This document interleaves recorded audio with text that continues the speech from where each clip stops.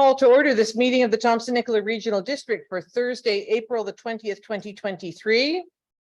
The TNRD acknowledges that we connect with many First Nations communities across our vast regional district and today are located on the Tecumloops-Secwepemc territory, situated within the unceded ancestral lands of the Secwepemc Nation. The TNRD appreciates the partnership that we have with Tecumloops-Secwepemc and respect the territory and land on which we gather today.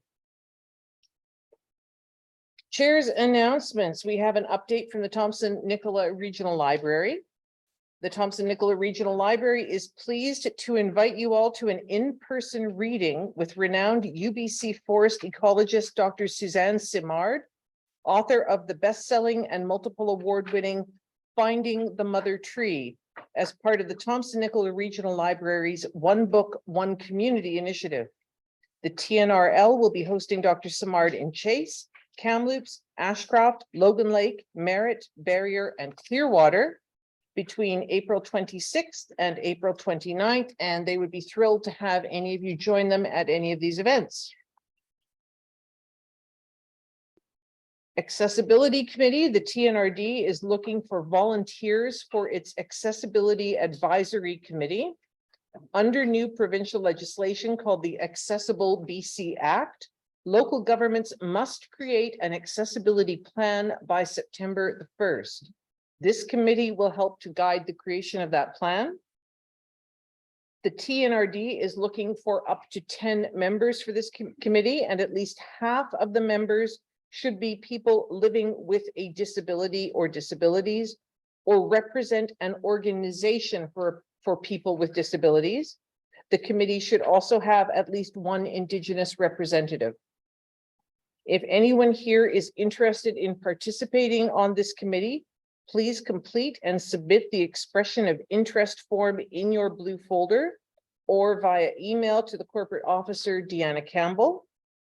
If you know of someone within your area of the TNRD who might be interested or be a good fit for this committee, please let them know to apply by May 5th to the Accessibility Committee by calling the TNRD or accessing the application form online, tnrd.ca/accessibility. Upcoming meetings and events next week, April 25th to 28th, there is the Southern Interior Local Government Association AGM and Convention in Vernon. On May the 4th at 9 a.m., there will be a Utility Services Committee meeting, followed later on May the 4th by a regular board meeting. On Saturday, May the 6th at noon, the Green Lake and Area Public Community Meeting at the Green Lake Snowmobile Club. And today in your blue folders, you will find a number of items that may be of interest to you. And Director Grenier, I believe you wanted to draw particular attention to one of these items. Yep. Thank you, Chair. You'll see in here a little information package on Vision Quest Recovery Society. On April 12th, Directors Hamer Jackson, Middleton, Getz, and I attended an information meeting at Vision Quest, which is in Area J, 7 kilometers north of Logan Lake, and we observed the Vision Quest facility, which is a rehabilitation facility, drug rehabilitation facility, 60-bed facility on 88 acres. There's an interior perimeter of, I'd say, 3 to 5 acres where the clients are contained to. The balance of the 88 acres, there's cows that are run by one of the local ranchers. The facility, we are told, is 75% folks that are in the custody system, and 25% are just self-admitted. And the objective for these people is to recover from their drug addiction, and it is a 6-month program minimum. people that leave the facility that are in the custody system have violated their conditions of being there and are dealt with through the custody system and through the RCMP. This is what we are told. And so I just wanted to say to any directors, if you have any questions, the directors that were there can perhaps give you some information, and I'll just leave it at that. Item 4, additions to or deletions from the agenda. Please note that items 6.4 and 7.3 have both been removed from the agenda. Corporate Officer Campbell, did you wish to speak to this for a moment? Thank you, Chair. Yes, Development Services is going to be working towards an alternative resolution with the owners on this historic infraction, so it won't be dealt with today at today's meeting. Thank you. So if I could have a motion, please, to adopt the agenda as amended. So moved. Director Stamer, Vice Chair Smith seconds. Thank you. Are there any other additions to or deletions from the agenda? Seeing none on the motion, then all those in favor? That is carried. We have the minutes of the regular board meeting held on March the 30th, 2023. Move adoption and circulated. Director Ranta, thank you. Seconder. Director Houghton. Who's that? Director O'Reilly, thank you. Yes, I can see you now. Are there any errors or omissions? Seeing and hearing none on the question, all those in favor? That is carried. Our delegation does not appear to have arrived. They are not in internet land waiting in the ether either. So they did not send an indication that they would not be arriving, and staff have informed me that there were follow-ups to tell them where, when, etc. Corporate Officer Campbell. Thank you, Chair Roden. There may have been a bit of miscommunication between us and the delegation, so I'm just going to reach out to them and we'll look at rescheduling them. If they don't arrive, we'll look at rescheduling them for one of the May meetings. Thank you very much. So we move on to item 6.2, building infraction, expired building permit in area P. Is there anyone here to speak to this issue? There is not, Chair Roden. No one here. All right, we move on to 6.3. Area O, is there anyone here to speak to this particular item? No representations, Chair Roden. No, thank you very much. So that takes us on to item 7.1, the expired building permit in electoral area P. We do have a recommendation. Move the recommendation. Director Ranta, thank you. Second. Vice Chair Smith, is there any discussion on this particular item? Seeing none on the question, all those in favor? Opposed, if any? That is carried. Item 7.2, building infraction, electoral area O. Move the recommendation. Thank you, Director Stamer. Director Hayward seconds. Is there any discussion on this item? Seeing none on the question, all those in favor? That is carried. Item 7.3 has been removed, so we move right along to item 8.1, zoning amendment bylaw 2716. We have two separate recommendations. Move recommendation one. Director Ranta, thank you. Second. Vice Chair Smith. Any discussion on the first recommendation?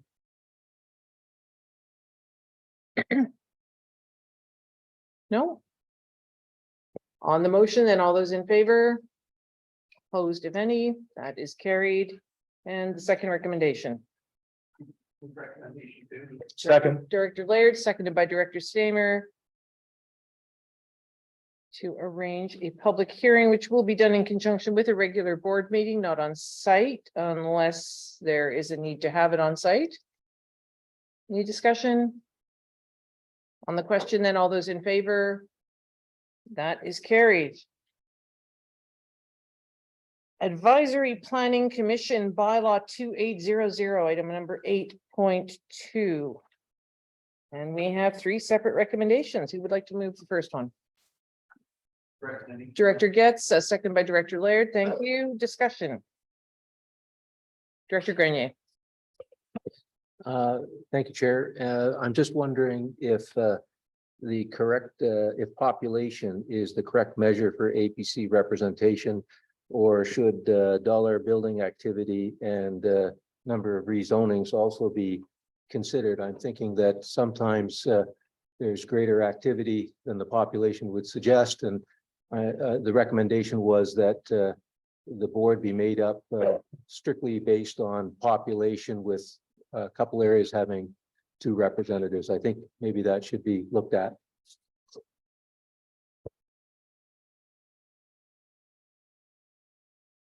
If you'd like, I'll speak to that through the chair. So it always has been population. There's nothing in legislation that requires it to be population, but historically that did serve the purpose. Our only concern was that the size of the group, although this is such a big group, but for the body, we didn't, right now it would be 12 members on the APC. One more or less doesn't make a difference, but we couldn't maintain the same numbers we had now. Plus, it was also hard to get all the volunteers.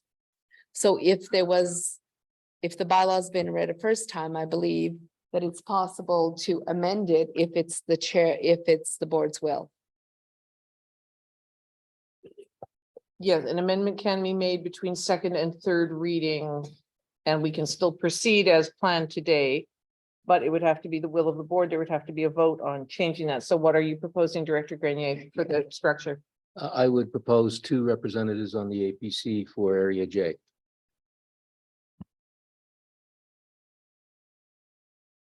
So that would take the total number up to 13. Math is not my strong suit. Yes, it would be 13. 13. Oh, unlucky number.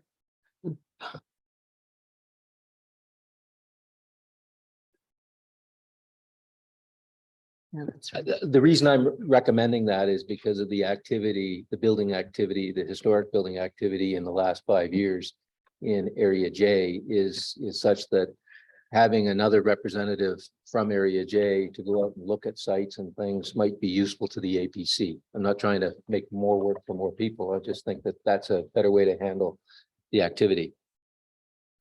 Ms. Sedilkova, given historically the difficulty in finding people who are willing to be on the commission and be willing to actually answer emails, go to meetings, would it be worth our while to put something in there saying 1 representative from electoral areas, and then up to 2 from areas L, P, and J? Because that would mitigate against not finding enough people from those 3 areas. I mean, finding 2 people from somewhere the size of Area J doesn't sound difficult, but could prove to be. So we've always had vacancies on our APCs. Every APC has at least 1 vacancy for as far back as I can remember. So it's not the end of the world. If you'd noticed that in the bylaw, we've removed the requirement for quorum. So if there's 12, we would need 6. If there's 13, we would need 7 at every meeting. But even if 7 don't show up, again, it's no longer a bylaw requirement. We could still have a meeting. I don't think it's necessary to change the bylaw. It would be necessary to change the bylaw if there was to be 2 representatives from J. That would be necessary for consistency in the bylaw, but the clause about potential vacancies is a given. It doesn't need to be in the bylaw. And last, I just want to, we will go through a process with members of the board for appointment, but we've never watched the sort of totals. There is a cap on how many members from municipalities that reside in municipalities that can serve. I believe it needs to be 2/3 rural.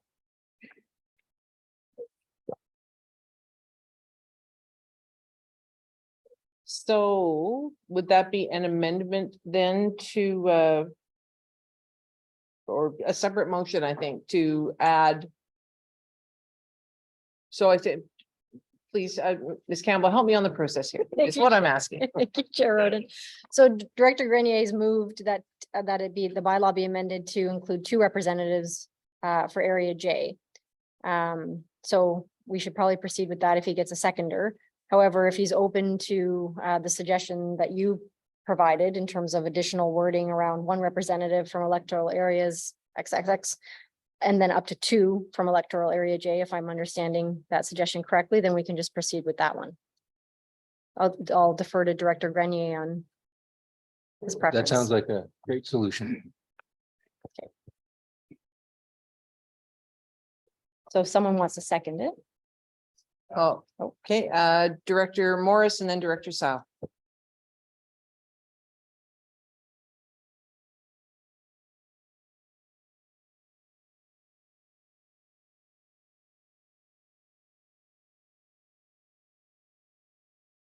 Thank you. Just a question for clarification in reading the document through. We had 3 originally as an example. Now I'm being parochial and speaking specifically about Area P. There were 3 at one point in the roster. You're suggesting that we've dropped to 2 people. Is that correct for Area P, even though size, geography, and population might warrant sticking with 3? Yes, absolutely. And that is what was discussed at the EA directors meeting and what was recommended. The drafting of this bylaw was on that basis. Again, if we are limited in how many can serve and the group still be functional, I believe, because it is a lot of work for staff to administer, ensure attendance, contact everyone. So I thought 2 for the more populated EAs, if it's would have been a total of 12. Again, there's always been vacancies on the APCs going historically. Okay. Director thank you. Morris, did you have a supplemental or No, thank Okay. you. Director Thorpe? Okay, so I'm just trying to wrap my head around this. So if I understand correctly, Director Grenier is asking for another representative based on the dollar value or the amount of activity that's currently happening in Area J, rather than the population. So if we look at that, right now, that might be Area J, but in a year, it might be Area B if we have a pipeline or something that really has things taking off. So it seems to me that it would be beneficial to keep it based on population than trying to figure it out dollar value or the amount of activity, because that can change day to day. That's all I have. Thank you. Director O'Reilly? So right now we are talking about the amendment, which would see areas J added to LNP as the areas that have 2 representatives, up to 2 representatives, given the historic vacancies on the APC. Anyone else have anything they would like to say? So we would be voting on amending it so that it would go from 12 to 13 members if all the positions were filled. All right, I'm going to call the question. All those in favor? Opposed? Okay, could we have everyone who voted in favor now? I'm going to do it again. In favor, please just keep your hands up. I'm going to go around the table. So that's in favor. We have Director Houghton, Director Stamer, Director Rain, Director Grenier, Director Sao, Director O'Connor, Director Onslow. I got it right. Okay, and those opposed, please raise your hands. That is Director Stankey, Director O'Reilly, Morris, Hall, Smith, Vice Chair Smith, Chair Roden, Bass, Newstater, Thorpe, Hayward, Graham, and Lepso, and Getz, and Laird, and Ranta, and Middleton. Sorry, I missed that whole table. How did I do that? Director Morris, did I name you there? Yes. Okay, sorry. So that motion is defeated. So we go back to first and second reading of the APC bylaw 2800.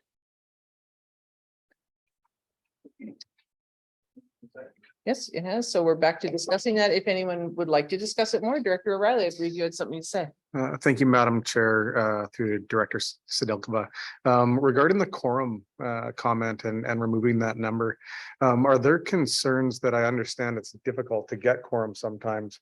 But if only 2 or 3 people show up, it's heavily weighted specifically on that, based how that electoral area feels, even though it may not, I'm just curious as how to rationalize that, not having equal representation as we are asking here today, doesn't necessarily mean that's what's going to be when the meeting happens.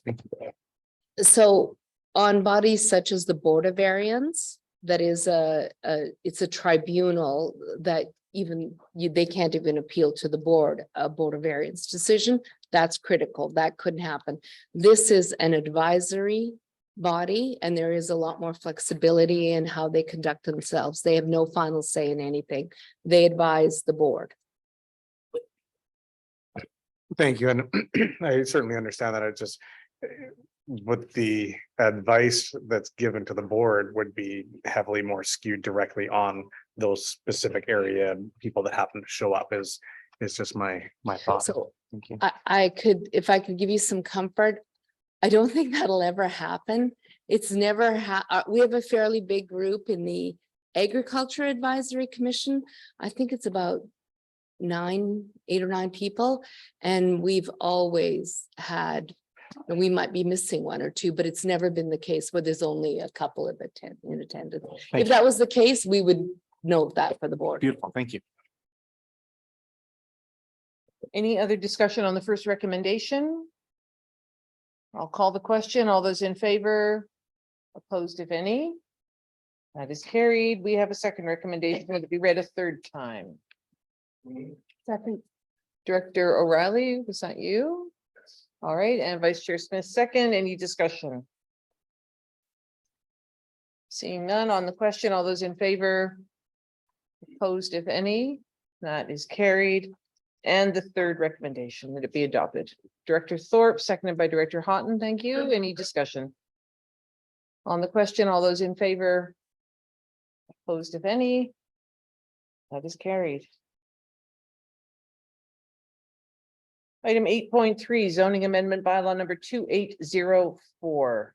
We have 2 recommendations. Move one. Vice Chair Smith, thank you. Second. Director Sal, any discussion?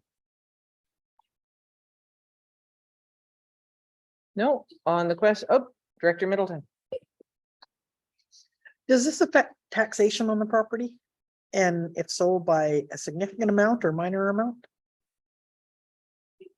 Excellent question, Ms. Sedilkova. And trying to put on my BC Assessment Authority. I think they're no longer an authority, they're just assessment now. I would have to defer to them. If there was a whole lot of development potential in a property and there was a gross change in zoning, from the bit I know about the way BC Assessment operates, it would. But in this case, the difference is marginal. I don't think it would make much difference on assessment. Any other questions or comments? Seeing none on the question, all those in favor? Opposed, if any? Move to. Thank you. Second. Vice Chair Smith and Director Stamer, any discussion? Seeing none on the question, all those in favor? Opposed, that is carried. 8.4 building regulations bylaw 2066. Ms. Sedilkova has a presentation on this.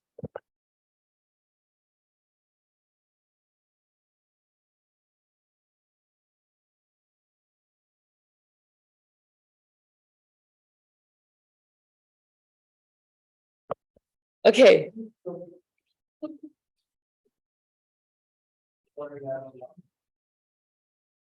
So good afternoon. So our chief building official, Tony Bolton, and myself are going to give you a speed version of all the building codes, everything you need to know so you're experts in 20 some odd style slides in 10 minutes. So on your marks, get set, go. Go. Why is? Okay. So why now?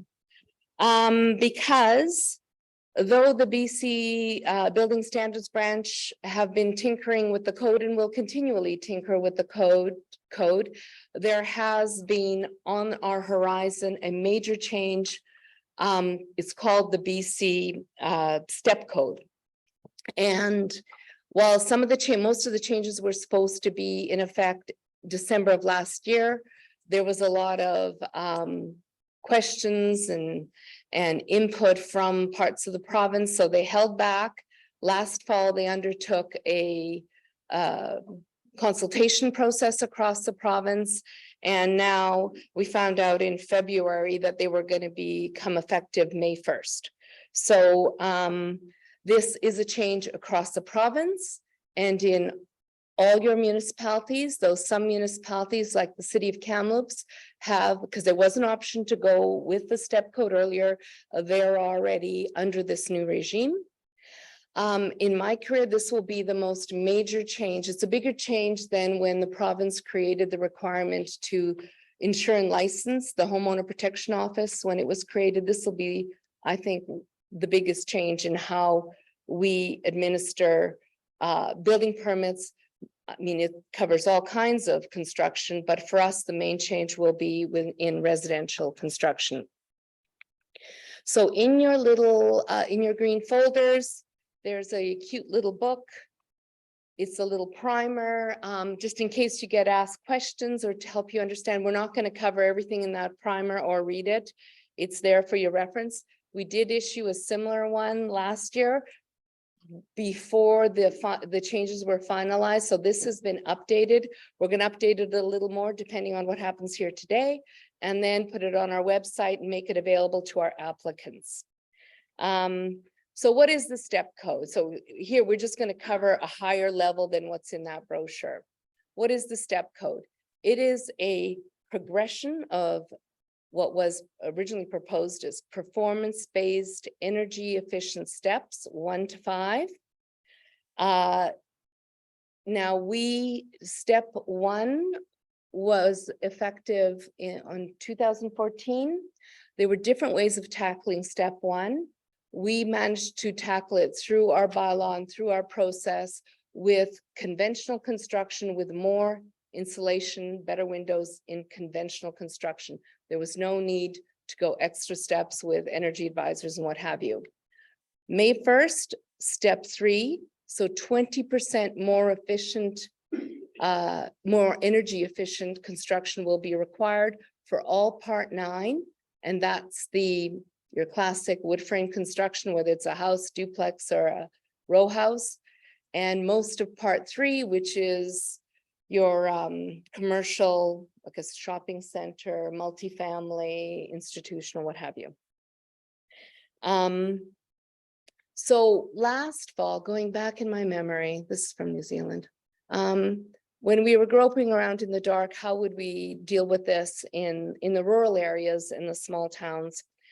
We, as well as a lot of local governments, urged some caution. Every year, the process of building permitting has become more complex, and we're tending towards a professional reliance model, which is just a fancy way of saying you really can't build a house without an engineer. You don't maybe need an architect, but you probably need a civil engineer and a structural engineer and maybe a geotechnical engineer. So when we responded to the province's survey, we advised them there absolutely in the TNRD are a limited number of community energy advisors. As far as we're aware, they're all based in Kamloops, and we believe that there's 4 or 5. We've checked with, just last week, we checked with the local Home Builders Association, and that's what the information they provided us.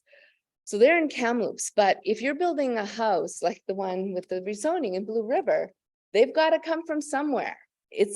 And they got to be willing to travel. And so there's some challenges with geography. It's a market, it's a free market. These folks are individual operators. So they charge themselves out for what the market will bear. And it also, the other thing where this becomes our job, you probably haven't heard a lot about this in the regular news. But the technical knowledge and the kind of sophistication of applicants, the demand is higher, and then maybe some of the folks who just want to build a seasonal house on Green Lake might not be aware of this. If they're from the Lower Mainland, they probably wouldn't consider building a house without a professional contractor and engineers in the Lower Mainland, because you pretty well can't do that. So what we've been seeing, I believe that these code changes are one reason why we're seeing more every year as a proportion of all our building permits, we see more and more manufactured homes. Because you don't need a contractor on site. Manufactured homes are, and most of our manufactured home building permits are on fee simple lands. They're not in manufactured home parks like in the cities. So manufactured homes don't come under the BC Building Code. They come under across Canada's CSA standards. So they meet the Z240, and they are constructed to, when I compare what the changes that are coming about next month, they're quite a different energy efficiency model, say, than what's with a pre-manufactured unit versus a site built. So let's, so the changes since last year, the province has written into the code the possibility for two options to meet this step 3 20% efficiency code. There is the performance-based option, and I will speak to that. So it is the default, this is the default, this is what's in the code.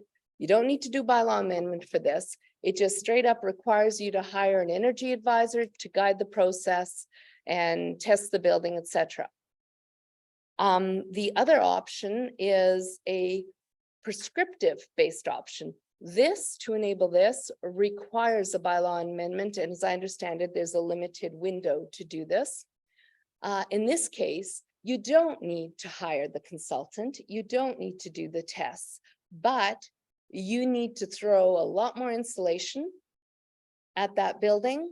You need mechanical upgrades, and you need better doors and windows. It's not a question of which one is less money or more, and we'll get into that a little bit with more detail. So going to, again, Tony will speak to the prescriptive. I'll start with the performance. What is a certified energy advisor? So I'm just going to say energy advisor. These folks are accredited, they're experts in modeling and analyzing what people are about to build. They look comprehensively at the whole building. So everything, not just how thick are the walls and what insulation is in there. They look at the overhangs, massing, etc. And I'll get into that.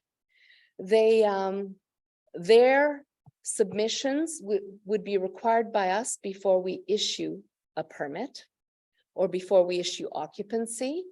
And yeah, it's a fee for service. So what is modeling? An energy advisor must model in 3 dimensions the proposed construction. So basically they will look, like I said, in 3 dimensions comprehensively. So it's not just a floor plan. It doesn't matter how big the bedrooms are. It matters how big the whole unit is. Is it 3 pane glass? Is it, they'll look at foundation walls as well, finishes, exterior cladding. So a brick house wouldn't be the same as a sided house, a hardy plank house. So looking at some of the criteria that they look at, this was from a local energy advisor. I stole this from his presentation. This building, for example, given all the articulation, jigs and jogs, and by the way, when this house would be modeled, they'd have to look at all the different thermal values of all the different finishes. So the metal siding might not be the same as the plank siding or the cultured stone or whatever kind of stone that is. So something like this would not typically pass a step 3 unless you're gonna go supplement it with a, 3 pane glass. Nowhere in the code does it say you can't build an articulated building with lots of different materials. But if you're gonna do this, there's gonna have to be some offsets, like maybe triple pane glass or maybe some other kind of mechanical systems. This is an example from Quesnel, which is in a colder climate. This passed because you can see it's a very that's one way to put, yeah, you got it. So the less articulation, the less space there is for heat gain in the summer and heat loss in the winter. So the other thing, like I'm going to call this soft criteria. There's nothing in the building code that tells you a maximum of size of building or overhangs, but the energy advisor, this is something they would look at. So they would look at, is there protection from heat gain in the summer? And these, by the way, these images are right off the step code manuals or guides. Whereas in the winter, if you're looking south, you would want heat gain in our climate through the windows. So if the days of like going online and picking a Jenish house plan and just plopping it on your site, not paying attention to what the sun does, where the trees are, etc. So under a community energy advisor, it's a totally different game now. They also, like as I said, they look at mechanical systems. So they look at the house as an absolute, or building, I should say building, because of course this applies for commercial, multifamily, and what have you. But I would submit to you, in those cases, those projects already have professionals. They have mechanical engineers. It's not a big jump for them to do it. They're already pretty well doing it, so they can size the mechanical systems.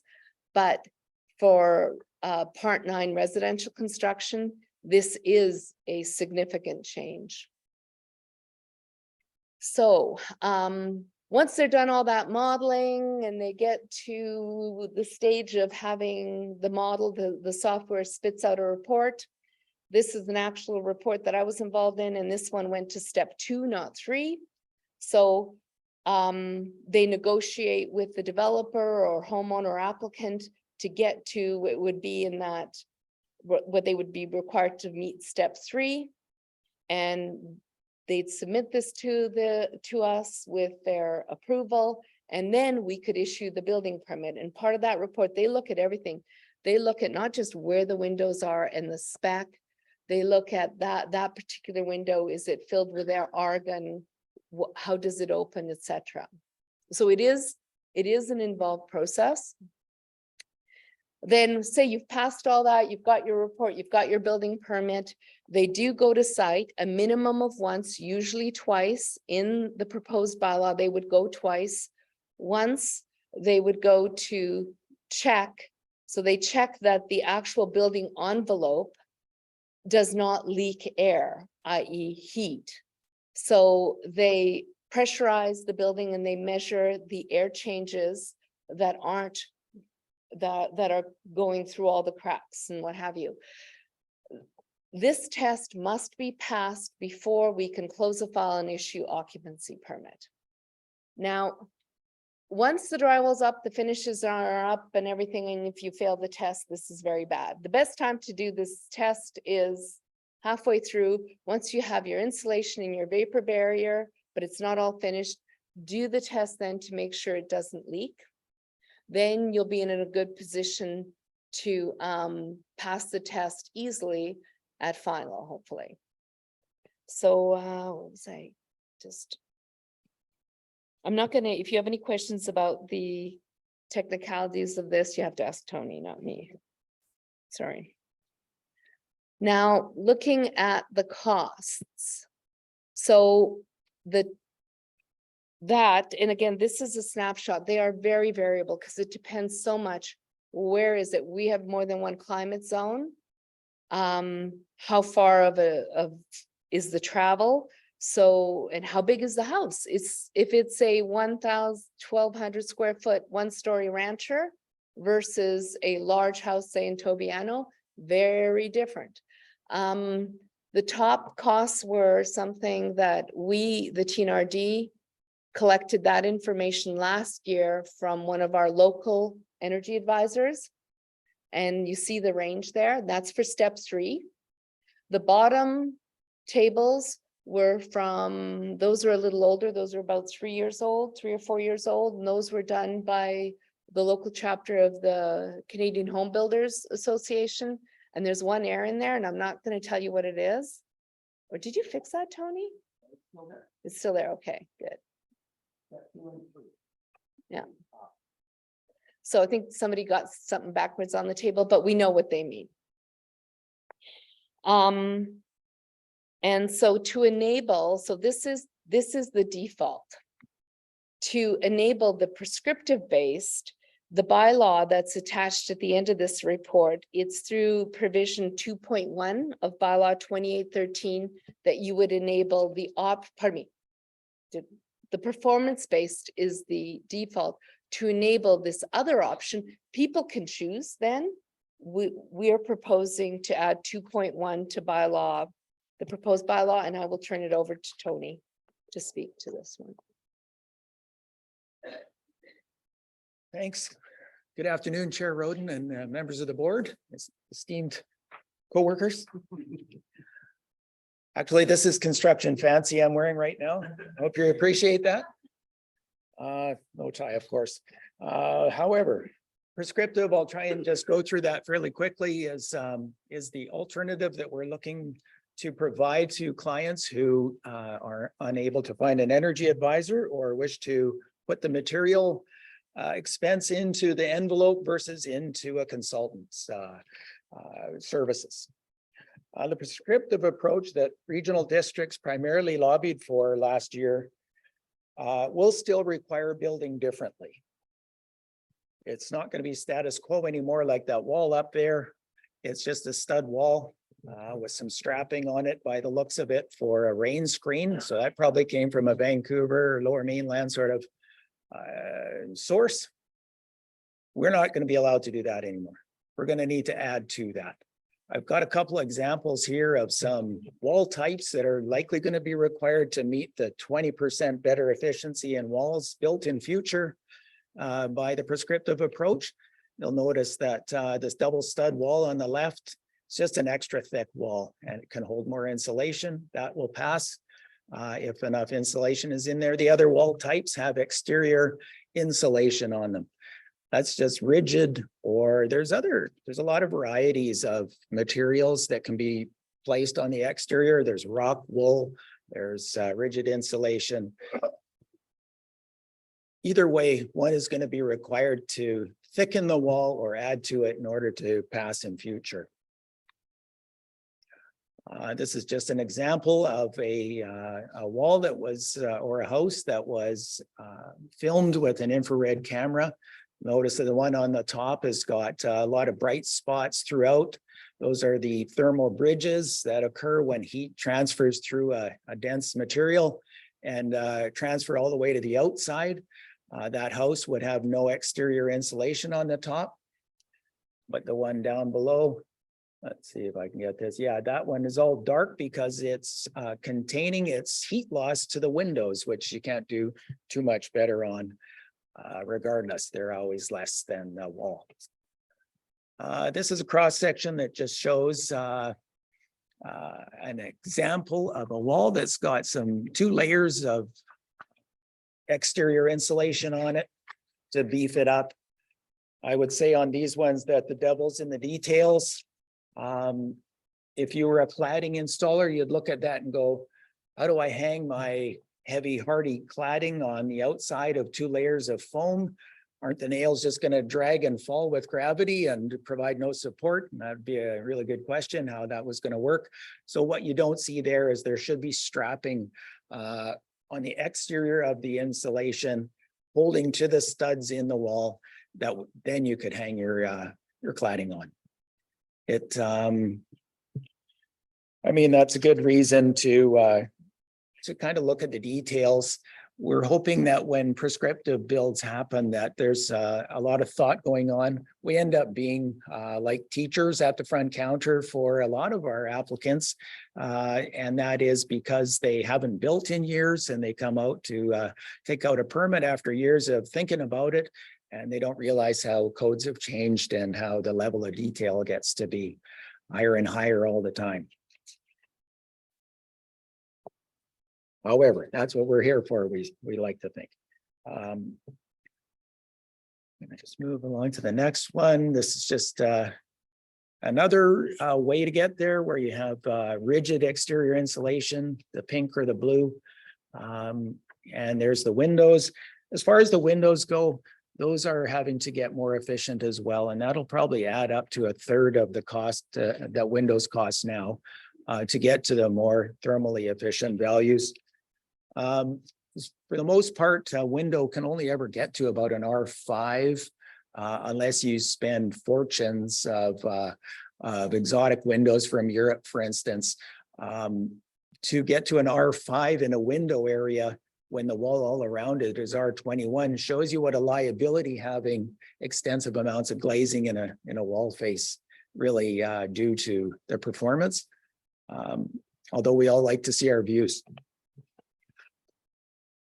So just a note as to, of course, the insulation is required to be enhanced on walls in attics. It's also going to increase below grade. So your foundation walls, your under slab, they're all going to need to be upgraded to meet minimum code prescriptively as well.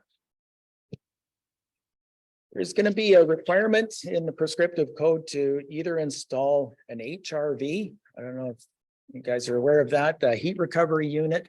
It is a mechanical device. It's a fan that effects a cross flow or heat exchange of air that's required to be exhausted out of the building to go past incoming air to kind of preheat the incoming air so it's not straight cold when it comes in. And it's scavenging off that heat component. It also ensures that there is the required ventilation in a building. As we make them more and more airtight, they depend on the ventilation, in fact, to be healthy indoor environments. So the prescriptive approach requires either an HRV or a heat pump to be in every new dwelling going forward. There's an example, more of a close-up of the HRV. Ducted in such a way that it's fresh air that's plumbed into bedrooms and to common rooms, taking away stale air and used air, you could say, from kitchens, bathrooms, etc., and exhausting that air, but still pulling the heat component off of it first. TNRD, if you look at that map, you'll see there's a green area and then a blue area. TNRD occupies somewhere in the middle of that we have a boundary where there's a zone 5, climate zone 5, that's Kamloops and right through Ashcroft, Cache Creek. We have a line that would extend probably from the district of Barrier to the village of Clinton, more or less east to west, to differentiate climate zone 6 and the TNRD. There's not a great difference in the code requirements between the two. The only thing that happens is that climate zone 6 requires more insulation in the attic, just to recognize it's a colder climate. I tried to come up with some numbers as to what a prescriptive house would gain for new cost as you looked at the increased insulation values. And I have some numbers up there. This was all for a 2,000 square foot home. That is, of course, variable depending which materials you use. But I think in comparison to what you would see for a home built to step code with an energy advisor, it would be fairly comparable. It's just that the money would go into the envelope, the materials in the envelope versus into the modeling. And that's all I have on prescriptive builds. It will be possible. We'll develop checklists and we'll develop ways to assist applicants to bring them aware of what it would take to be successful in a prescriptive build. Our plan checkers and our inspectors have been training up to try and be educated as to introducing those requirements. Every time a code changes, that is a process that happens. But I'll turn this one over to Regina. It's about, So thank you. as I said, looking at, there's a 2-page bylaw appended at the end of the report. There's a few other changes recommended. Besides 2.1, which 2.1 is the key. It's just a short provision to enable the option of the prescriptive. The other changes all have a theme. And the theme is to try to be practical and efficient with our time. So we want to limit renewals. We have cases where we have 9 renewals, which is just a crazy amount of staff time. Nobody does this. We want to limit it to 3. We've learned after Trans Mountain that right now our temporary building permits only live a year. We want them to live 2 years. It's a little more practical. And with that, there's a slight hike in fee. There is no change in the overall building permit fee. There's no increase there. The service is stable. What there is an increase in is the refundable surcharge fee. This is something, if you finish your permit, you get your occupancy, you have 3 years, you get all that money back. Right now it's only 500.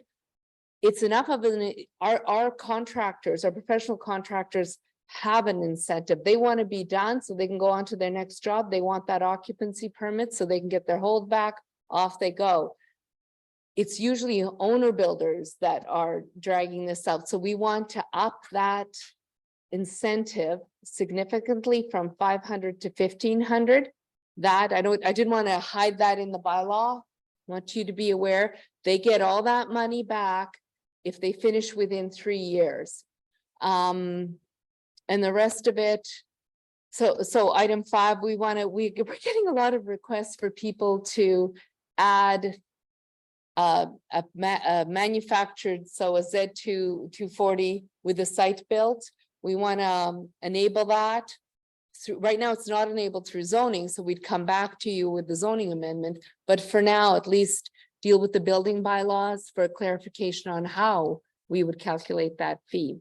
So the pages 4 and 5 of your report go into more detail on the other changes, and we're here to take questions. Thank you very much. All right, I had Director Stamer, Director Sau, Director Laird. So we'll start with Director Stamer. Anyone else who'd like to be noted, please put your hand up. Thank you, Madam Chair. I've got a couple of quick ones here, Regina, but maybe you can explain to me why, even though we're trying to get to net zero by 2032, why are they pushing us away from gas? And having us all knowing that we have an overabundance of gas and we don't know how much electricity we're going to have. Why are they forcing us to go with heat pumps instead of using gas? So it's in the report. Right now, there's the option to add to the bylaw to regulate emissions, but it will, they've told us it will be mandatory come sometime next year. Why? It's a political matter. I would, global warming, climate change, it is, I believe that the province considers that they have a mandate in that regard. I'm not an expert in climate change. And I think that that's the kind of, I think through SILGA and UBCM, that might be a better venue. I know that there is a lot of opinions. You know, I like my gas stove or my gas living room cozy fireplace. Nobody does wood burning fireplaces anymore, but that even having a gas localized heat in, let's say, a living room, that there will be a punishment through the building permitting process for that if they continue forward with the what is it called? It's the greenhouse gas emission step code, I believe they're calling it, that's coming into effect apparently sometime next year. So really, again, I believe that that's a political decision that might be best clarified through UBCM, SILGA, et cetera. Director Sound? Thank you, Chair Roden. Is there any support from government that you're aware of, like rebates for this upgrade to the step Yeah. 3? I believe there is for existing buildings. Tony can speak to that. Yeah, so that's where most of the rebate programs target retrofits, where they're looking to convert homes from gas or fossil fuel over to heat pumps. Have you seen all the BC Hydro ads? They're aggressively marketing heat pumps as the option. That also is there for solar panel installs and that type of thing. But you can't get that rebate on a new build. You have to be adding that to your existing home. Yeah.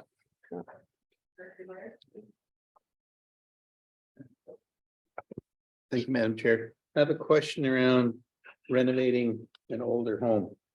How much of this new building code is going to be applied to a permit where people are just going in and buying an older home? Do they have to upgrade the installation and change the windows, or how does that gonna work? So as I'm just going to give a general, but then you can deal with the detail. I've done that. And it was a 2x4 wall. And so we made a 2x8 wall. And even the new construction was 2x8 and we upgraded all the old construction. I don't believe we had to do the old construction, but the new construction had to meet the code of the day. And I got to tell you, when I get that gas bill, it's still like $600. Even with those 2x8 walls. Yeah, so what we find with renovations is that we have to make a call depending on what the renovation is. If it's under permit, you could replace windows with higher efficient windows, no permit required. It's when you're getting into the building envelope that a permit is required. We have to assess whether an improvement triggers code required values. And generally speaking, it's when you add on a new addition, let's say it was a 3-walled addition to an existing home, we'd apply code requirements, but with a little judgment, we wouldn't require you to upgrade, let's say, the heating system for the whole home, or put in a radon gas rough-in for the whole home, because that would require you to get into the existing dwelling and take that apart in order to achieve those values. So, but I was happy to hear that the province is contemplating a renovation code for BC, and they're working on that currently. So it might help consistency wise across the province that it's applied the same way. I say I'm optimistic, but at the same time, I'm not sure if when the code writers are getting in there, how they're going to be successful at getting it right. But it would be nice to see some guidance, because currently each building jurisdiction is, I guess, administering those requirements on their own understanding of what's achievable, what's reasonable. Yeah. Thank you, Director Middleton. And then I have Director Newstater and Director Getz. Just a question, if you could answer, because there appears to be a little bit of a contradiction in the in codes. Go figure. The continuous run fans that are required in a home seem to fly in the face of the step code. So you are building a home to ensure you're not losing heat, cooling, yet you have a fan running the entire time in your house that's drawing your warm air straight out. Are they changing that, or is my interpretation of kind of contradictory, right? Yeah, you're correct that the airtight approach or envelope first approach of making a tight construction is now requiring the ventilation to extract moisture from the air inside the dwelling and to exhaust it and then to resupply that air in a balanced way. That is exactly what they're doing. What they envisioned was controlling that air leakage didn't happen in an uncontrolled way, where you had a leaky envelope. They want it controlled, balanced, measured, and prescribed by mechanical ventilation contractors to achieve this.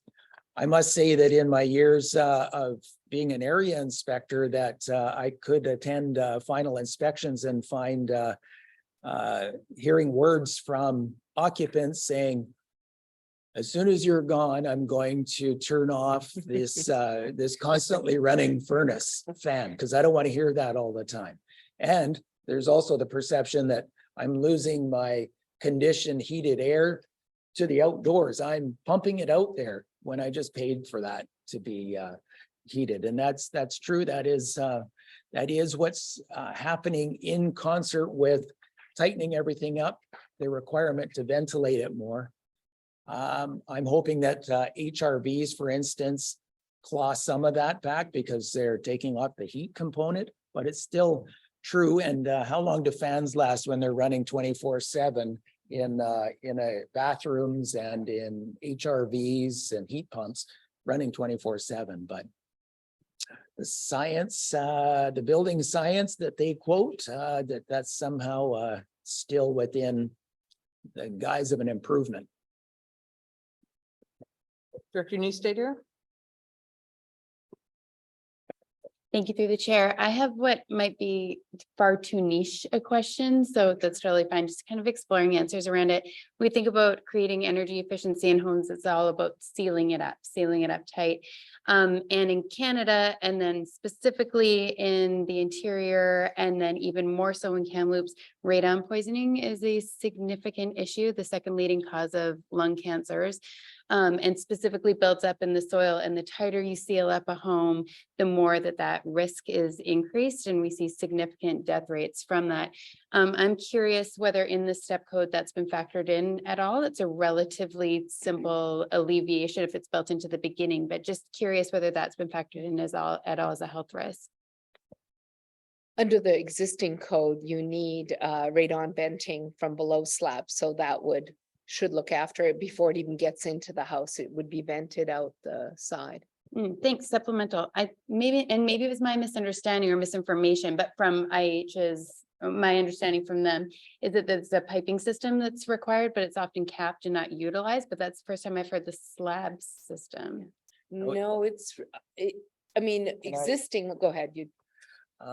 Yeah, you're correct that is a rough-in right now that's required mandatorily. Every time that you build a new house in BC, you have to rough in without measuring as to what the radon levels are that are, I guess, they're aware that there's a health risk and they're wanting to require that rough-in, but there is no test required prior to occupancy that you've conducted that test, and then should have to install the companion piece, which is the pump. Again, you'd have another pump running in your attic that would be pulling out air from below slab and exhausting it straight outdoors. There's not a lot of air movement. If you can imagine a slab and putting a pipe into the ground, stubbing it into the ground below that slab, you can put a fan on it, but you can't draw a lot because there's not release on the other side of that fan. So, but it has been raised before by building officials and others that notice this airtight approach. What happens with radon gas then that we're hearing on some levels as being actually a worse health problem than we have ever really dealt with. Thank you. A reminder that the TNRL does have radon detector kits available for free to borrow from all the libraries in the TNRL, including the bookmobile, the mobile library. Just throwing that little pitch in there. Director Getz. Thank you very much. Just kind of carrying on Director Laird's comments. In our community right now, we have around 240 homes that were completely gutted by the flood. They're basically going to be new construction when they start to go back again. A lot of the homes that had foundations that were damaged now have to come under the new 1 meter plus 6 and all the rest of that. So their insurance covers the build back as the way it was. A DFA does the same thing as well. If these new added costs come in, I'm assuming this comes to the homeowner, or are these considered new builds? Because they're not really, these people aren't renovating. This was a forced renovation.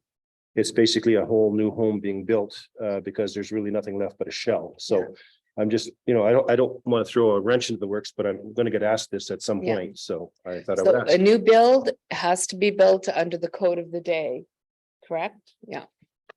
And the insurance companies factor that in, I believe.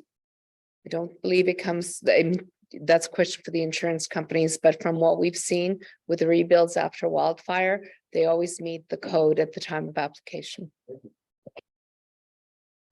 And Director Smith. Thank you, Chair.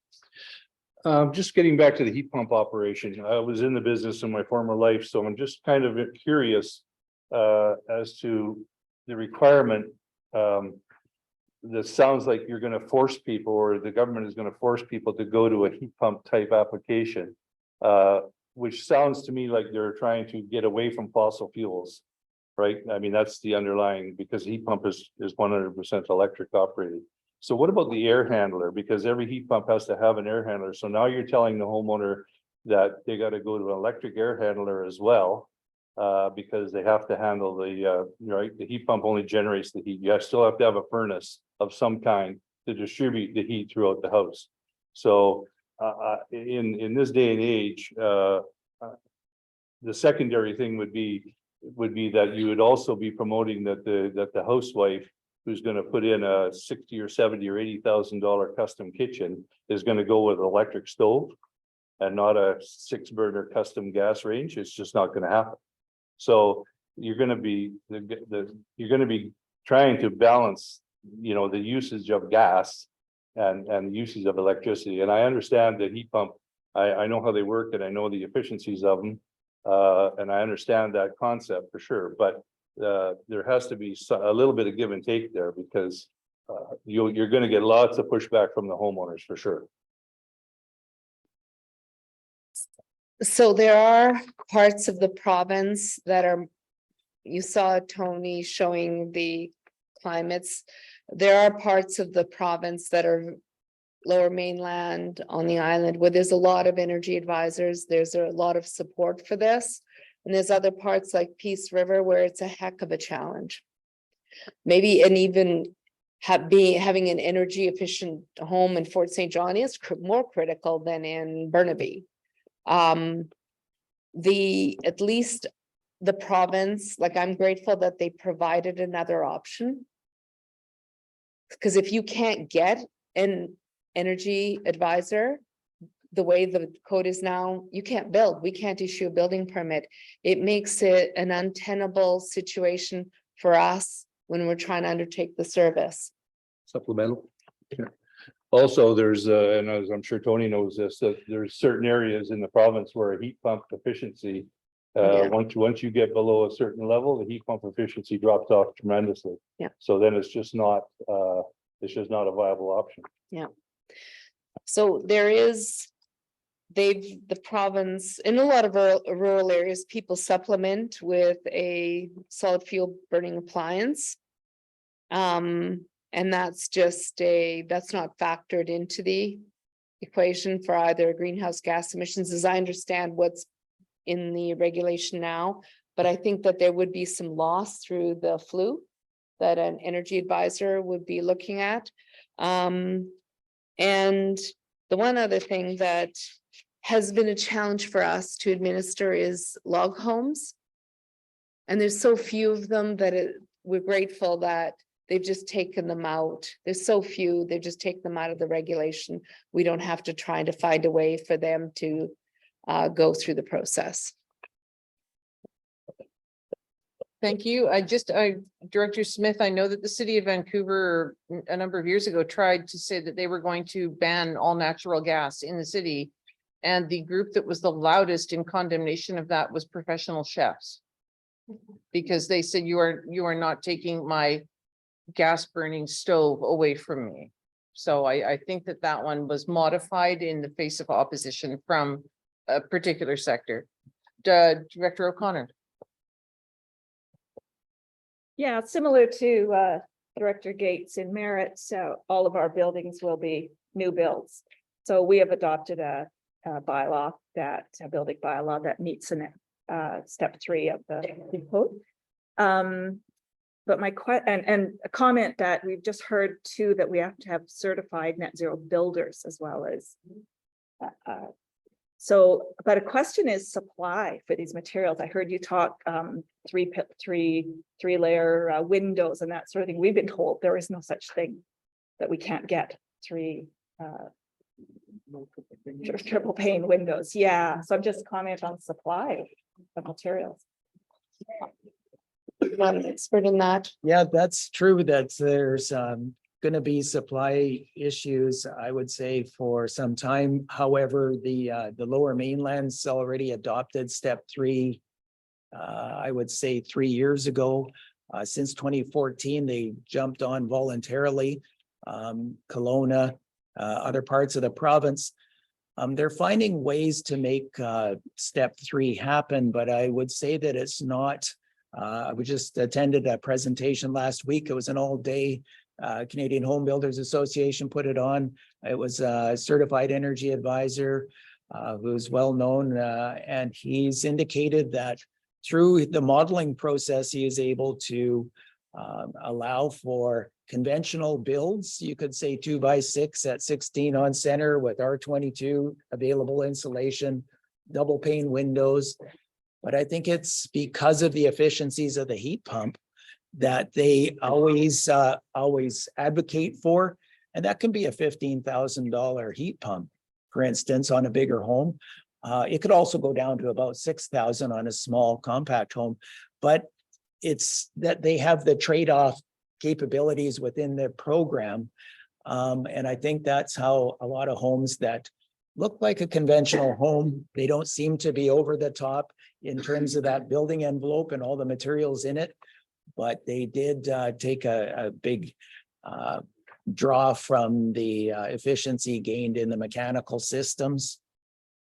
I'm hearing also that double pane windows can meet the targets for and still have the home reach a step 3.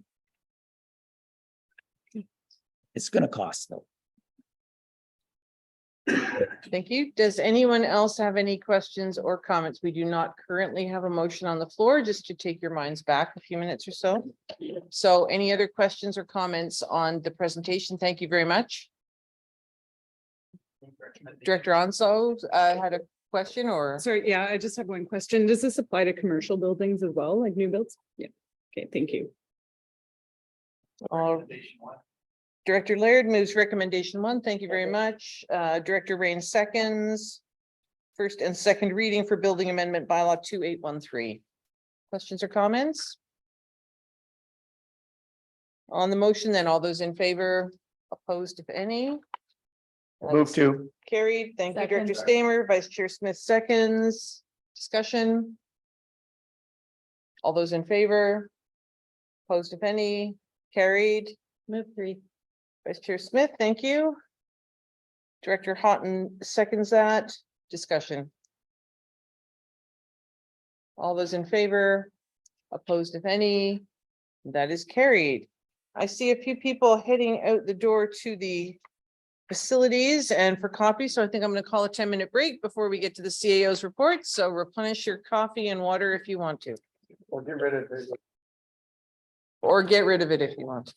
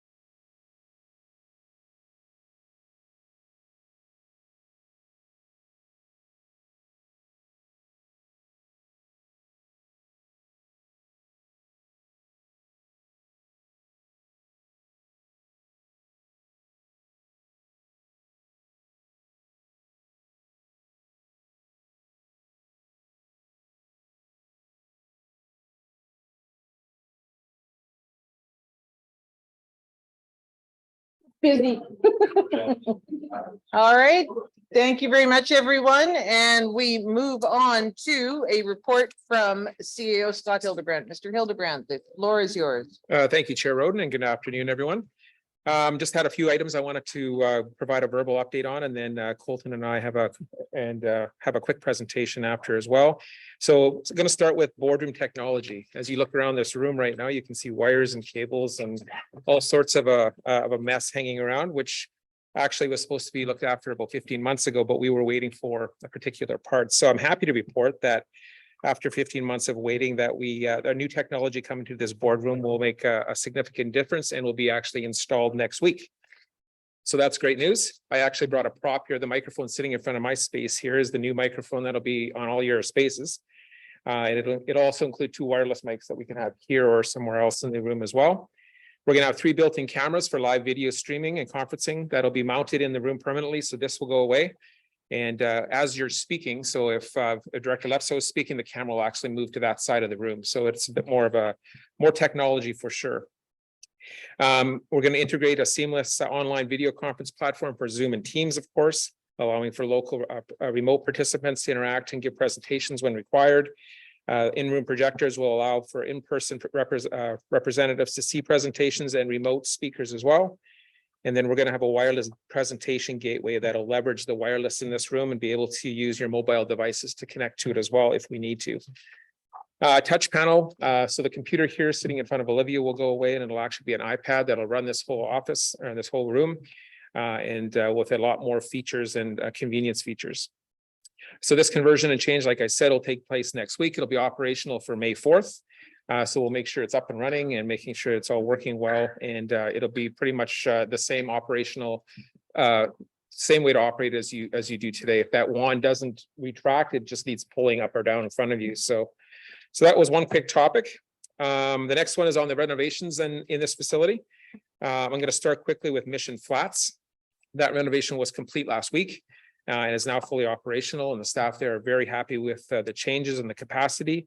As far as this building goes, phase 1 is about 98% complete with just a few small things with HVAC and a few other parts that need to be upgraded and changed. I think there's a missing door and a light fixture that was just on back order. That is being completed this week as well. The library admin and distribution team that used to be on floor 3 is now in their new space in 2 and is fully up to speed and running at almost full capacity. So that is working well. The contractor moved into floor 3 here on April 11th and did all the demolition, and construction has started, and we expect to get back that space by June 15th. So we're quite excited about that.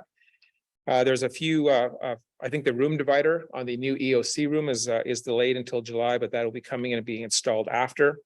But we're very excited about the changes and be able to kind of finally make the moves with staff and departments and have the capacity and the space that we need in this building. So we're all quite excited about that.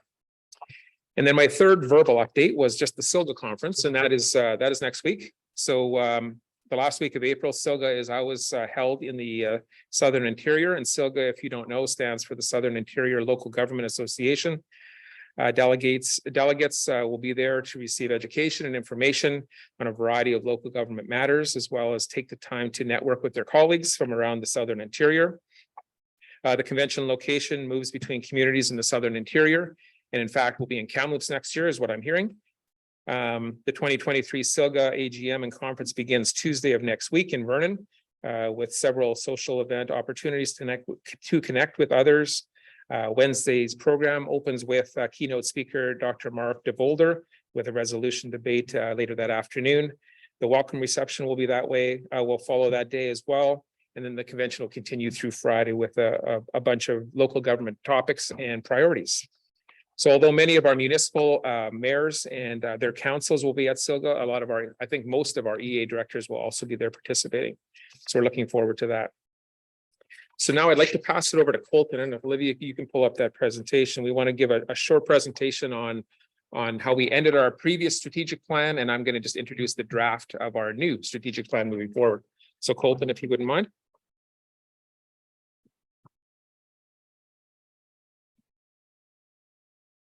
Hey, thank you, Scott.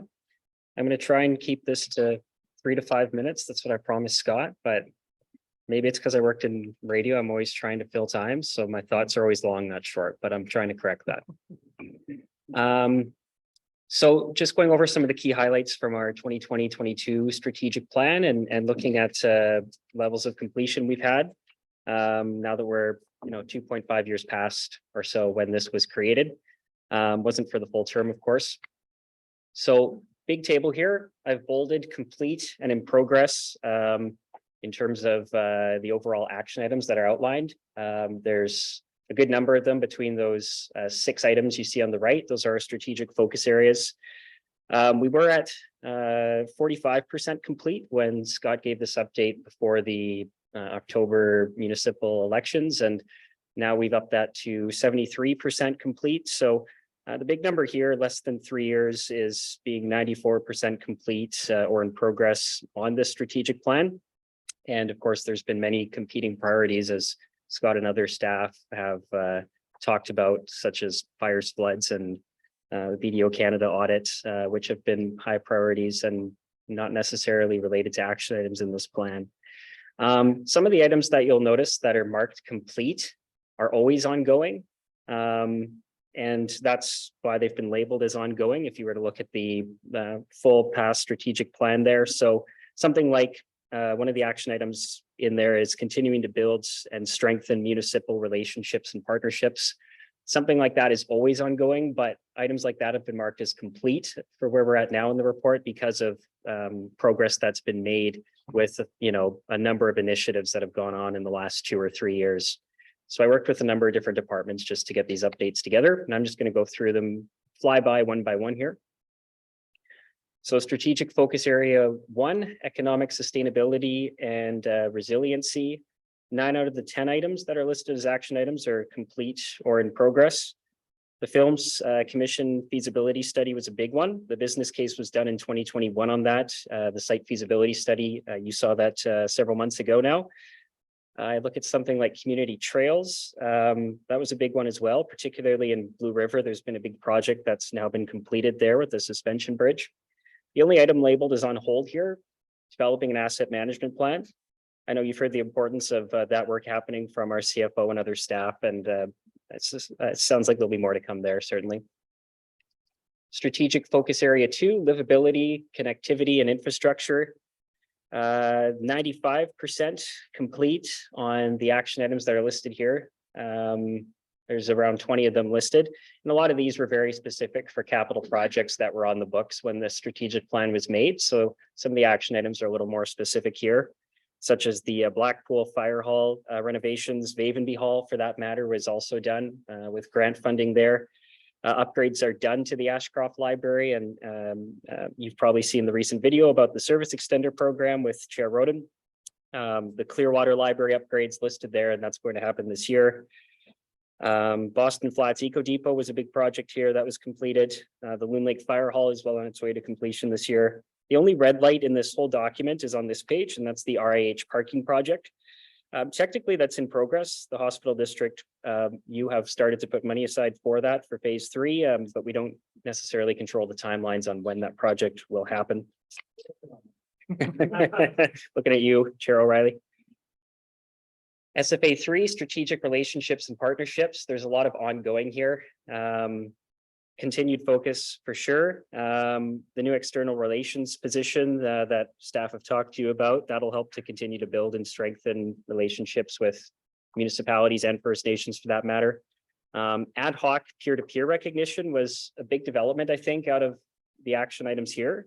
And I think that's a good example of how since 2020, the TNRD has been working to strengthen its practices and how some of the organizational improvements since Scott came in, and which was long before the BDO recommendations, were initiated for the TNRD, but that just shows that a lot of the work that ties into those, was well underway, has been since 2020. Big efforts made in that last action item as well. Methods to try and increase voter engagement. The Monty Creek referendum and general elections were 2 examples from last year. We definitely put a ton of staff time into awareness and making it easy for people to participate, as easy as we can. SFA 4, dynamic communication and branding. A lot of this would tie into my department more. There's been a lot of great strides made long before I was here, such as that tie into this plan, such as the Film Commission new website, major updates to the Thompson-Nicola Regional Library website. We get a ton of traction on that site, and the TNFC has as good of a site as well as any for film commissions in the province. The regional newsletter was identified as an action item. We did start that last fall.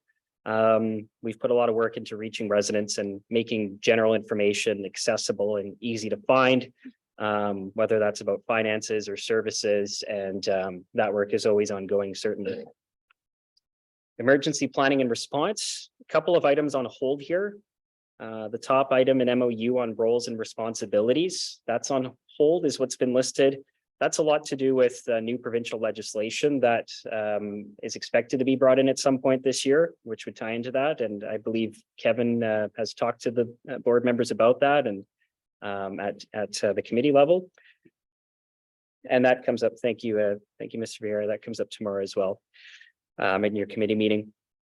A joint command structure with First Nations, that's listed as on hold. A lot of that's duplicated to what's in the action item right below it.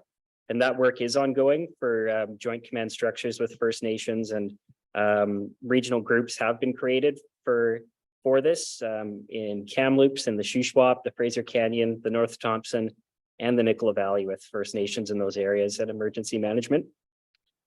Lots of other good updates here and a lot of progress tied to this work. And I believe, as Mr. Vieira said, there'll be more updates on that tomorrow. Last but not least, climate action and environmental stewardship. A big initiative here was the mandatory recycling bylaw rollout last year that prevents large commercial and municipal haulers from mixing corrugated cardboard with what they landfill. It has to be under 10% now, and Jamie and Adriana's teams have done a lot of work on that. A lot of this work is always ongoing as well. Climate action, always a focus. I know when staff are looking at grant funding opportunities as well, for example. The only X on hold in this section is beside using the CARIP report information to help create an emissions reduction plan. CARIP, don't ask me that stands for Climate Action Revenue Incentive Program. Okay, I did know it. It's a provincial program that was put on hold during COVID, and it's been renamed and kind of redone by the province. It's now called Local Government Climate Action Plan, LGCAP. So that'll be what guides emission reporting requirements moving forward for local governments. Now I'm skipping through Scott's back here. Okay, there we go. Okay, I'll pass it over to Mr. Hildebrand here. Thank you, Colton. So I just felt it was important to acknowledge Colton's all his hard work on getting kind of the old strategic plan through, and we're all very proud that we were able to get 94% complete over that 2-year I guess process and time during floods and fires and forensic audits, and we were still able to get a lot of good work done. So thank you to Colton and his team for helping us measure that and communicate that to the board. And as I promised the board last meeting, I wanted to just quickly publicly share kind of the draft on our new 2023 to 2026 strategic plan. You all have a copy in front of you. So just as a quick refresh, the board of directors held their strategic meeting on March 17th.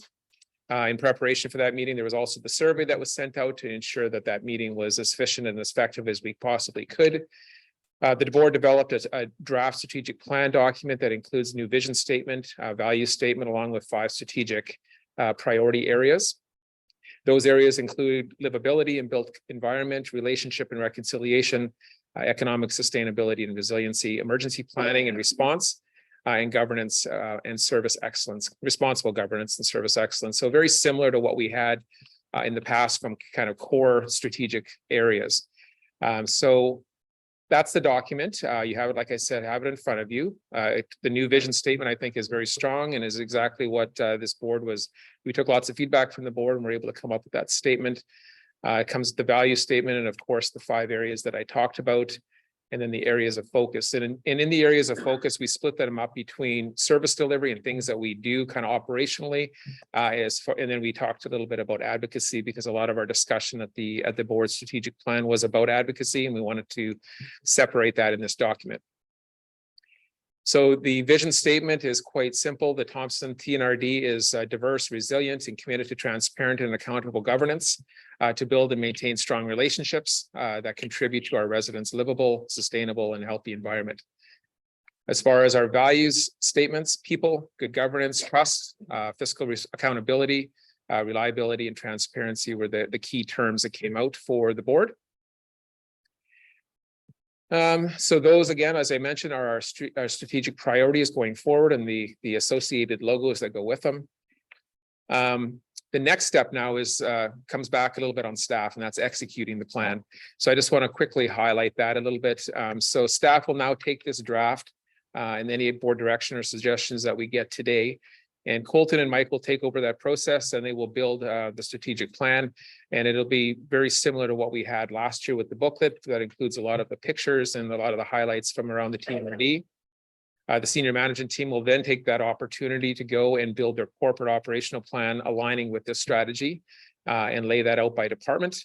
And we are expecting to bring that back to the board as a final version in May, along with a copy, of course, for each of you. And we will then publicly share that on our website and through our libraries and facilities around the regional district.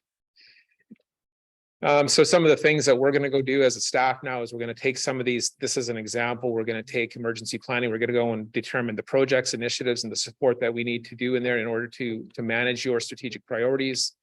We're going to talk about some of the top projects that we're working on, whether it's water systems or fire halls or some of the top projects that we've got. And then we're also going to highlight in that final version just some of the top advocacy that we heard from this board on what they want to make sure that we're making top of mind, such as Ministry of Transportation or healthcare and those sorts of things. So we're going to lay it out in a very well laid out process and ensure that it's done well. And I trust Colton and Mike to ensure that works well. And then we will bring it back for final adoption to the board. So if you have any questions about anything I said today, and from a verbal standpoint or from this presentation, I'd entertain that now. Thank you very much. Does anyone have any questions or comments for CAO Hildebrandt? I think he's particularly looking for any feedback regarding the strategic plan.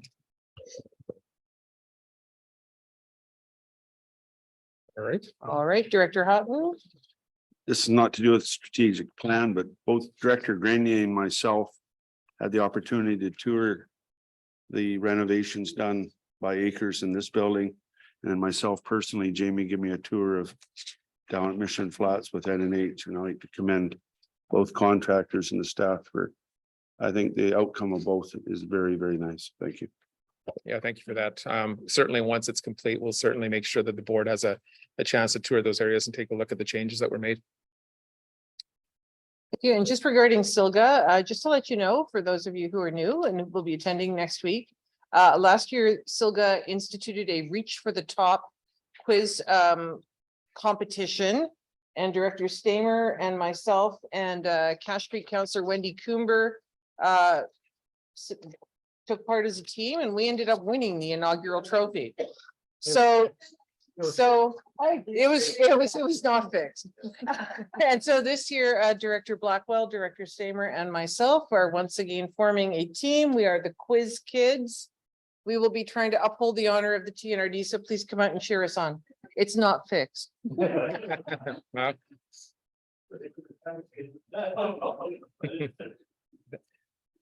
Thank you for that update. I've got one other quick update to provide, and just to give a bit of background, this is a presentation that we typically do on an annual basis, and it's about our people focus and something that's really important to myself, of course, in the organization. So I'm going to talk about a few things today. And so one would be kind of the key demographics. So staff numbers and age demographic, some information around recruitment and exit survey data, staff wellness and safety, as well as some of our labor and employee relations, union relationships, staff development, and some policy and training information as well. So starting with key demographics. So if you take a look at the graph there, the head count by employee group as a percentage of the TNRD. So this is just for year 2022. And this would represent the three groups of employees. So we've got the QP group, the BCGEU group, and the non-union group as well. We have about 215 total headcount in the organization. And that excludes all of our paid on-call fire department firefighters. So that would be an equivalent of about 132 full-time employees. When you look at these numbers, and we are holding pretty steady over the years, we have about 58 CUPE members, 119 BCGEU members, and then 38 non-union members. So just to give a little bit of a sense on the demographics across the regional district staff standpoint, from a staff standpoint. From staff age, so again, 22 document, and it also breaks it down by the group, but our average age is actually declining, which is predominantly due to the number of retirements we've had in the last number of years. So our staff over age 50 actually decreased by about 5% in the last year, now down to 34%, and our staff under 30 actually increased by 5%, which is, it's interesting. We got to that retirement bubble where a lot of our staff have chose to retire, and it's making our organization slightly younger. Not that it's better, but it's younger. So from a staff turnover standpoint, this is always a very key stat and very important to me, because if this is important when you take a look at this information. It also again breaks it down by CUPE, BCGEU, and non-union. Please keep in mind when you look at these numbers, it includes all retirements. It also includes voluntary and involuntary departures from the organization. So it's a complete package. And when you take a look at Canadian statistics, it's 16% is about the average across the from a national standpoint. So we are actually in relatively good shape, but there is some noticeable kind of hills and valleys there that I wanted to explain. In 2018, BCGEU undertook a significant restructure of the libraries and positions, which certainly drove that number, but that was something that we took a strategic approach to and went up very well. In 2019, we unfortunately lost a number of employees for a variety of reasons. And then in 2021, I call that the CUPE non-union retirement COVID situation. And that's really unfortunate because we did lose a lot of good people that chose to leave the organization, and then retirements became a little quicker. People were just wanted to perhaps retire a little bit earlier. But I'm happy to report that we are starting to stabilize again and look forward to the future, because I think we're in good shape overall when you kind of remove those anomalies. From a recruitment and exit interview standpoint, so recruitment numbers are up from 81% actually from 2019 through 2022. But again, that has to do a lot with a couple factors. One would be retirements, and the other one would be there's a lot of internal movement within our library systems, and each of those are captured separately. So that's the reason why that increase is so high. And one of the really key points that I'm really proud of this organization is out of all the exit interviews that we do, 94% of staff leaving the organization said they would come back if they had the opportunity. So that's great news, certainly great news for the organization. From a staff wellness and safety standpoint, yes, so I think people, I'll start with the picture. This is a picture in Colton's office that if you think of where Colton's office is, there's an intersection there, and he thought this would be funny because there's lots of near misses on that corner. Nothing serious, of course. But starting with absenteeism, when you think of StatCan average, it's about 6.5%. Our organization in 2022 ran at 3.8%. And that was a breakdown of approximately 6% in our library team in BCGEU, and then 2% with the rest of the organization. But ultimately, both those numbers are under the national average. We had less than 5 WorkSafe BC claims, and introduction to a bunch of enhanced employee family assistance programs. So coming out of COVID, we certainly realized that we needed to do more for our employee group. And we had an opportunity to enhance some of the benefits that were provided to provide some of that support for our organization. The picture I already talked about, which is kind of funny. Labor and employee relations. So we focus on building relationships to support staff and TNRD success. This is what we do day in, day out. We had less than 5 grievances filed in 2022, all mutually resolved. Actually, the number was 3. We had 2 with CUPE. We had 1 with BCGEU, which to me says a lot about our working relationship, because together we do find solutions. BCGEU bargaining was successful. We had that collective agreement complete, as you all know. just recently. It took us 8 days at the table to get that done. So congratulations to that group on both sides. And then we have our CUPE collective agreement that expires at the end of this year. That we will certainly be sitting down and having those discussions starting at the end of the year. But I'm very happy with our relationship with both our staff and our union relationships, both BCGEU and CUPE. Things have been going very well, and I expect that to be the same moving forward. And then from a staff development standpoint, as expected, I've mentioned COVID a few times now that you can see from 2019 through 2021 that due to COVID, lots of cancellations with specific training and conferences. This is typically a very consistent number that year over year is very consistent. The average, just as a fun fact, the average from Conference Board of Canada estimates about $1,000 per employee that from a staff development standpoint, and we're well under that number. But we feel like it's working well for us, and we're certainly utilizing that staff development money in an appropriate way to build our teams. And then finally, policy and development and training. We have introduced some very important policies over the last few years. The top two were extremely important. That was the employee code of conduct and conflict of interest policy. Those are both something that all staff need to sign off on an annual basis, and we hold them accountable to that.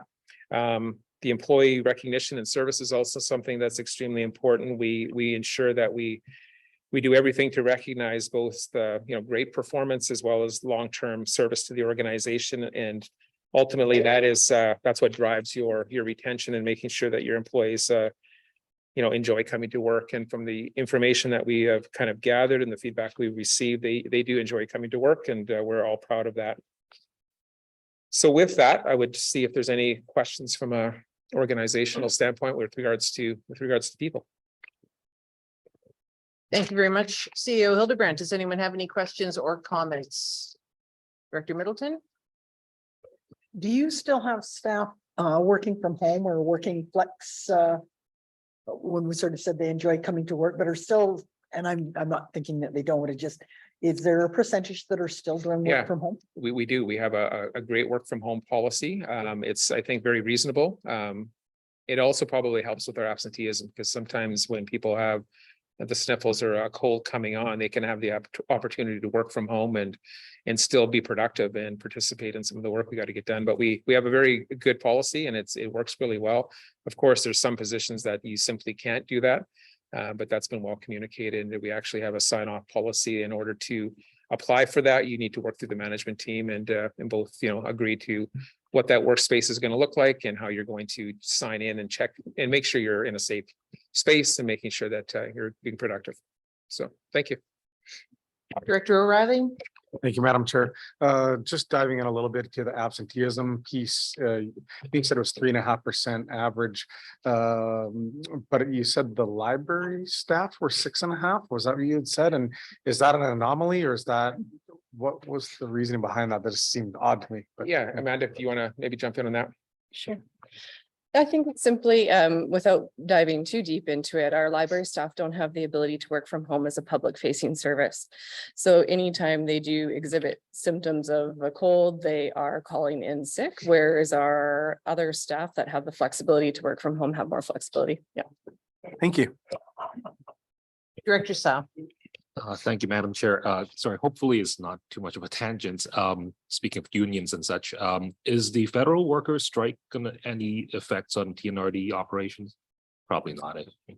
I would hope not. Nothing I can think of, unless you're trying to renew a passport or get your tax refund, but that would be it. I'd be all personal.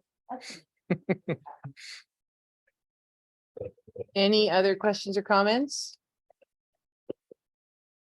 No? Good. Thank you very much.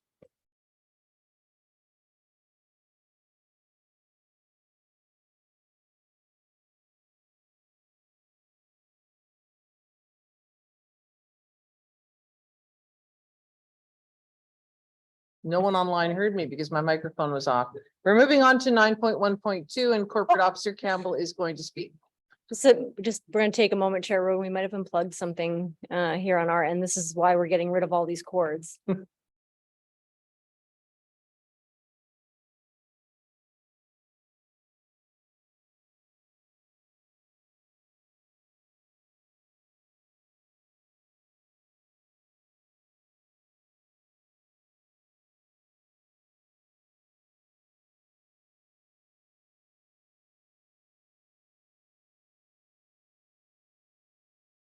we'll just get IT to come up, but I can proceed in the meantime.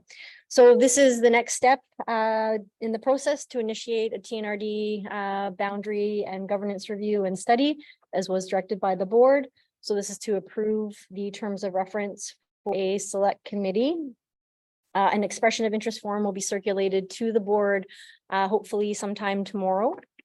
And the goal would be to have appointments made for this committee at the May 4th board meeting. Because it's a select committee, the appointments will be made by the board of directors. So if there's more interest than there are available positions on the committee, then we'll conduct an election as outlined in the Board of Procedures bylaw. And just a note, staff continued to meet with the Ministry of Municipal Affairs on this process and working through it. And if there's any questions, happy to answer them. All right, any questions on the boundary and governance review? Move the recommendation.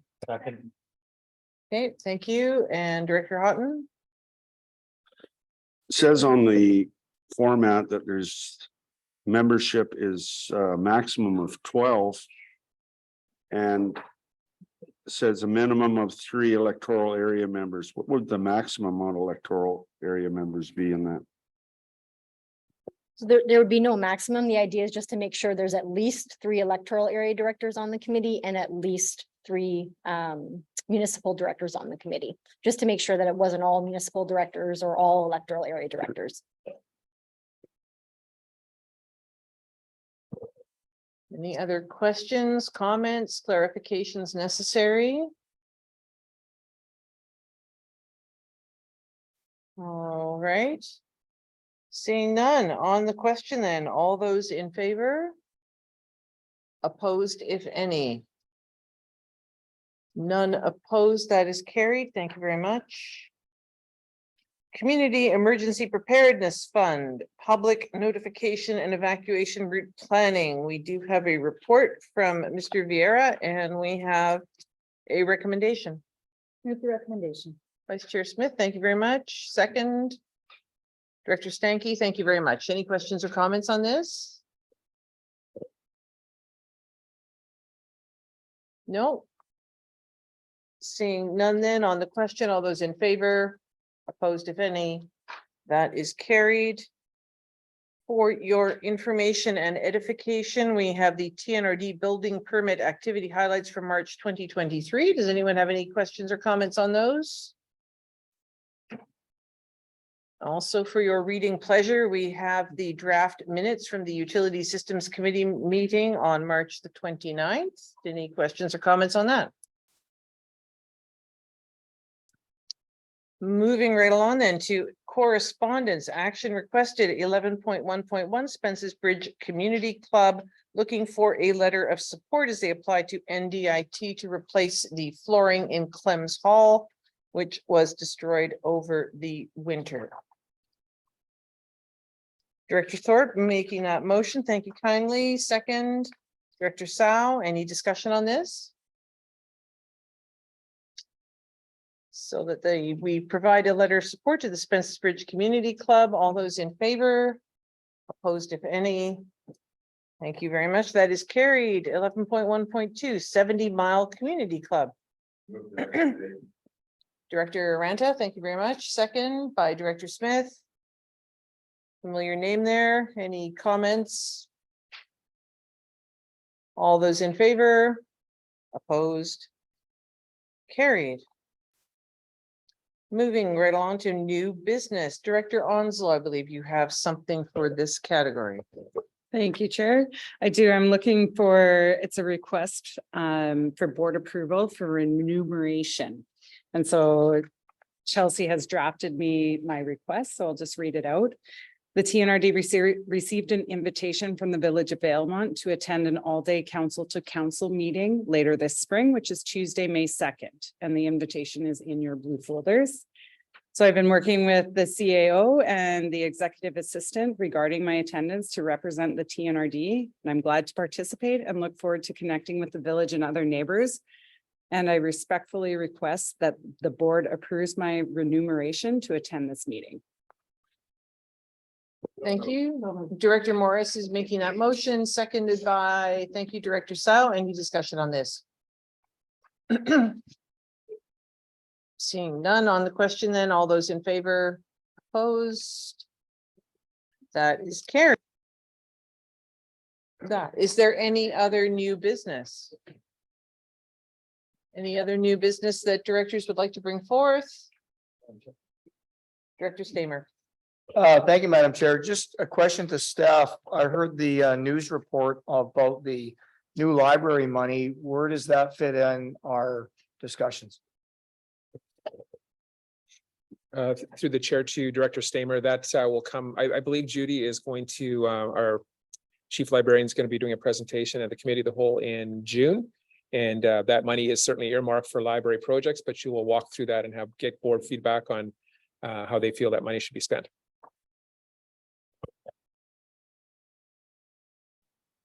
Any other questions? Director Stamer. Thanks, Madam Chair. Just wanted to point out too that Director Sarai and myself are going to be running for re-election at SILGA. Director Sarai is going to be first vice or second? I'm second. You're going to go into first, yeah, and I'm running for director at large again. So we're looking forward to your support for local representation. Thank you. Thank you.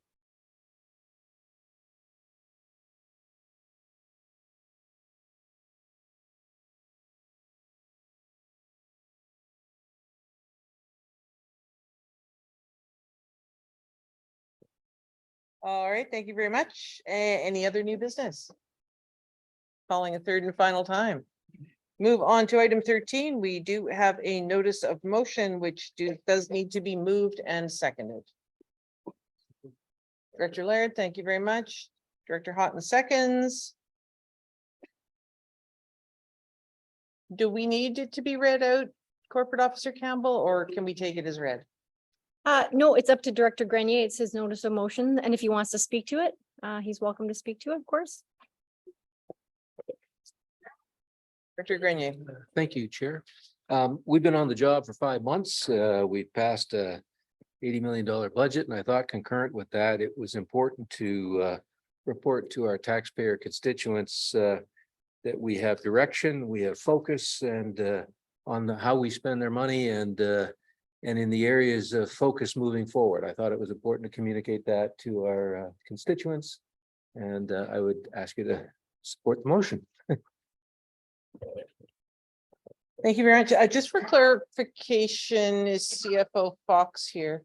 Oh, okay, CEO Hildebrand is going to take this one. I just want to, the various items, 5 of them here.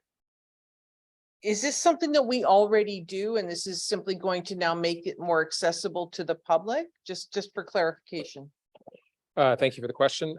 Certainly it's great information and something that we already have in our operating plan. So whether it comes to reserve policy or surplus or more consultation with the public, all those are in our working plan. Every one of those are there. And a lot of these will be updated at the next finance committee meeting. But I'm happy to say that every one of those are in the works, and we hope to have those complete for sure by the end of the year. All right, thank you. Comments, questions? We have Director O'Reilly.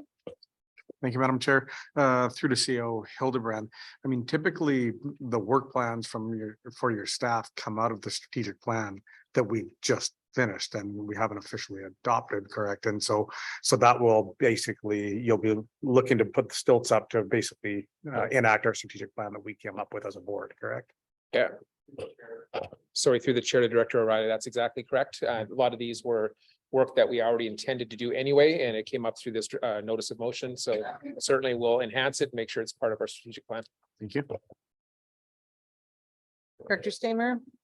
Yes, thank you, Madam Chair. Just a comment from our finance committee meeting yesterday. Some of the discussion was around with Ms. Fox was around the reserve and surplus strategies and a willingness or a want from CFO Fox to not only streamline the process, but make it so that it's easier to understand and then have the board decide what makes the most sense when you're talking about reserves and surpluses, because right now there's a lot of not necessarily gray area, but it needs to be redone, it needs to be refined, it needs to be brought back to the board for discussion. So this was one of the really good points that we brought up in yesterday's meeting, and we all fully agreed that, yes, that was something that we had to do moving forward. Thank you. Any other questions or comments? We do have a motion on the floor. Nope, it's already there. Nope. So, no, it's okay. Just making sure. So on the question then, all those in favor? Opposed, if any? All right, okay, I'm gonna ask for all the people in favor to please raise your hands again. Do we need to go around? Want me to name them off? Is that easiest? No, oppose would be. Opposed would be easier. would If be there are fewer easier. of them. All those opposed, please raise your hands. We have Director Bass, Director Hall, Steamer. Nope, sorry, Sarai, Vice Chair Smith, and O'Reilly. All right. So the motion passes. So the timeline, I understand, is for this information to be presented to Finance Committee in September, and it will then flow through to us at this table. Thank you. We move on to question period. Do we have any questions? Anyone online asking questions? No? All right. We have need of a closed meeting that will take place in accordance with Community Charter Sections 91C, Labor Relations or Other Employee Relations, and 91D, the security of the property of the municipality. So moved. Director Stamer, Director Bass seconds that. All those in favor? Thank you very much. We are moving into a closed meeting, so a couple of minutes to get our ducks, 5 minutes to get our ducks in a row. Thank you.